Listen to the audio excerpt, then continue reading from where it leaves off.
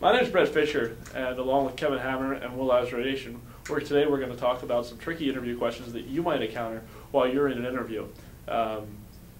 There's a number of different questions we're going to discuss today, but we're going to focus primarily on 6 specific questions that we're going to talk about. And just remember that if you're ever in a tricky situation, just take a minute, think about what you're going to say, and slowly respond and make sure your thoughts are collected. Explaining a low GPA is always a particularly difficult challenge in an interview situation. What you want to be sure to do is minimize the impact of that low GPA. You can explain that your GPA trended upward over your college career, that your major GPA was higher than your cumulative GPA. You can divert the interview to your other strengths. You can rely on networking to get you the job as opposed to your GPA. And you can also explain that perhaps you don't take objective tests well. Let's watch as Will and Kevin demonstrate how to respond to a question about low GPAs.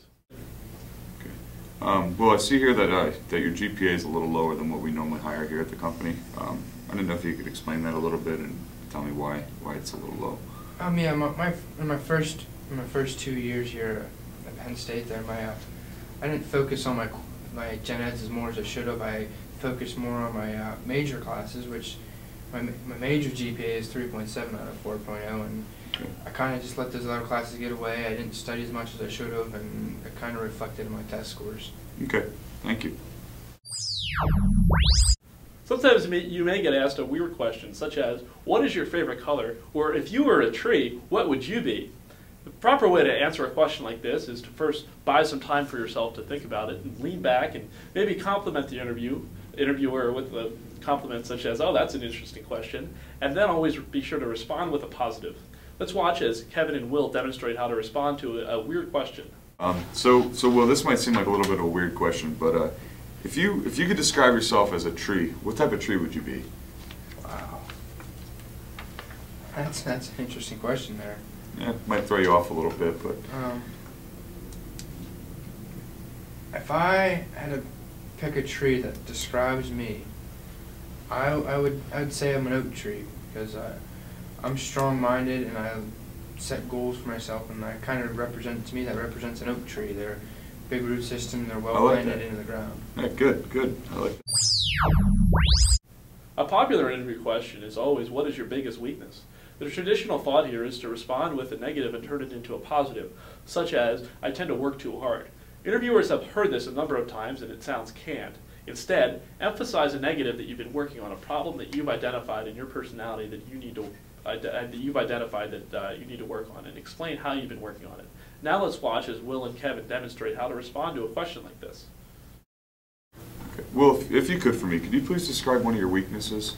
One weakness that I would say that I have would be sometimes I have trouble delegating tasks to group members, especially important tasks, because I feel that they can't perform at the level that I want them to, and I feel that the overall quality of the work will be lesser if I delegate these tasks to certain individuals, and I've been finding that I put too much of a burden on myself, and then in the end I don't have time, and the overall quality of the project suffers anyway because I'm rushing to get things done.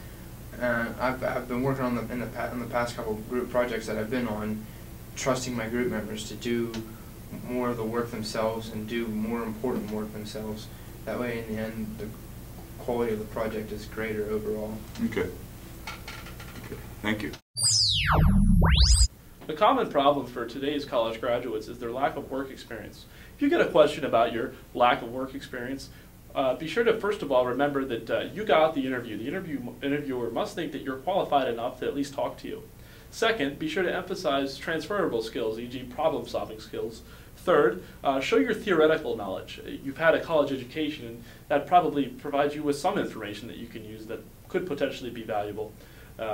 Also explain that you can learn quickly, and if you do have any relevant practical experience, be sure to emphasize that as well. Let's watch as Will and Kevin demonstrate how to properly respond to a question about lack of work experience. Well, I see here on your resume that you don't have a whole lot of work experience. Could you please explain why this area is lacking a little bit? I chose in college, in my high school, I chose to work on education and get a good background technically, and do a lot of research into the area, and I gained a lot of experience doing that, Okay. and my family, they've always worked in the industry, and so I So you feel feel that you got a lot from that. I feel that I've learned a lot from them, and Okay. I just wanted to get a research aspect of it and see what else was out there. Right, right. That's good. Thank you. We hope you learned something from this video today and that it'll help you out in your job search.